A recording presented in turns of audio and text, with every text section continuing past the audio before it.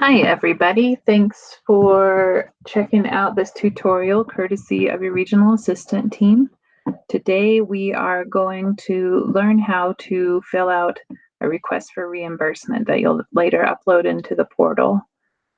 So here is the most recent version of this form. You want to check that it has the updated logo. You're going to check that you're not using one of the old ones that are 2 pages and include a progress report. You'll see that this does not include a progress report since that goes into the portal and will print to 1 page. Okay, so you can indicate this if you're filing your final report. This will usually just be a quarterly report. So we'll do the second quarter of this year. Before 1/6/30.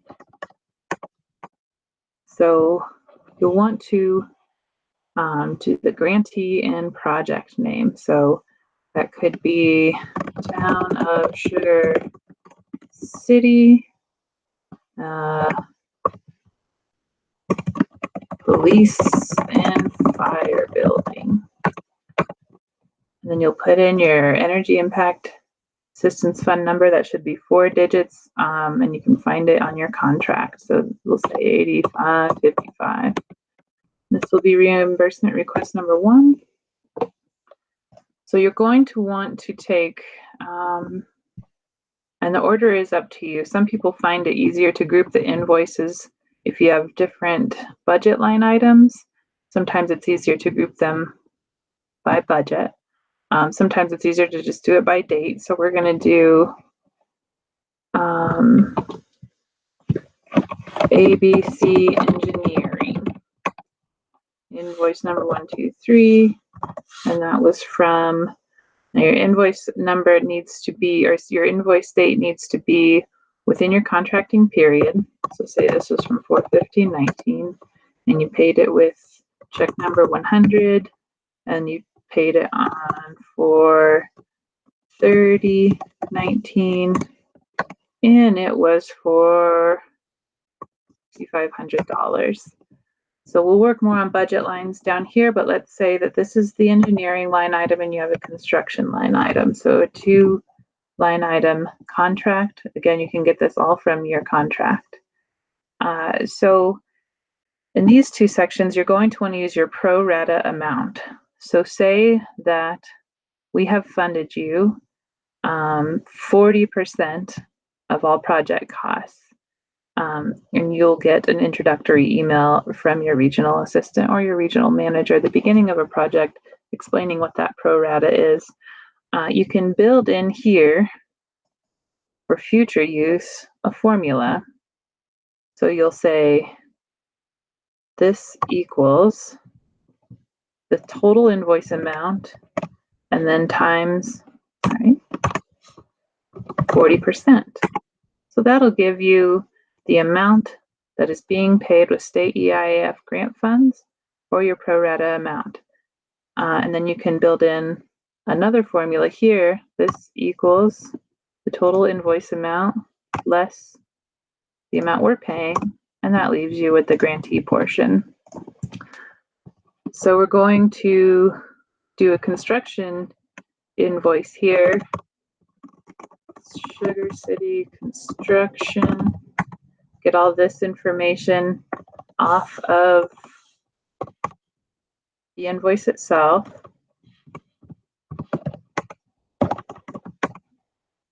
Fill that out accordingly. And let's say that's $30,000. And that's going to be line item 2 for construction.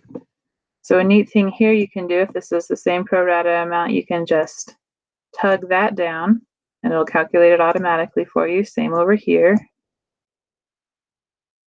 Obviously, you may have one invoice or lots of invoices depending on the complexity of your project and where in the project you are.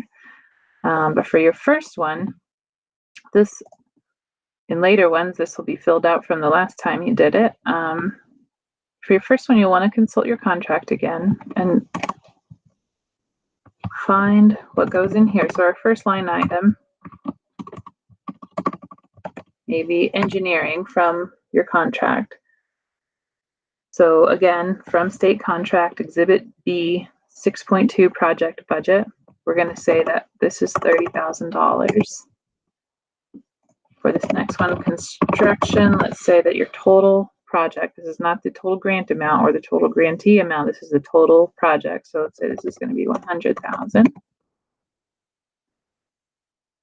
So then you'll take the total EIF funds expended to date, including this request. So since this is our first request, the engineering total expended to date of your grantee funds is going to be $2,600. Your matching fund is going to be $3,900. And for this one, just copy from above, like so. Now in subsequent requests, you're going to want to look at all of your requests for reimbursements and make sure that you're adding your current period expenses to all of the prior ones so that we're keeping a running total of both the grantee funds paid out to date and the EIF funds paid out to date. Next, you'll come down here. Now you can have the responsible administrator identified in your contract or the chief elected official sign this form. If you need to make changes to that individual, please reach out to your regional manager or your regional assistants and we can guide you on how to do that. It does need to be signed by one of those two individuals. It can be electronic. The easiest way to do this is usually to save as a PDF, send it over to them, have them sign it. Alternatively, you can print it and then scan it back in. Be sure to type those. And that's it. Once you're finished with that, this is ready to upload into the portal. Please see our portal reporting video for more guidance. Thanks for joining.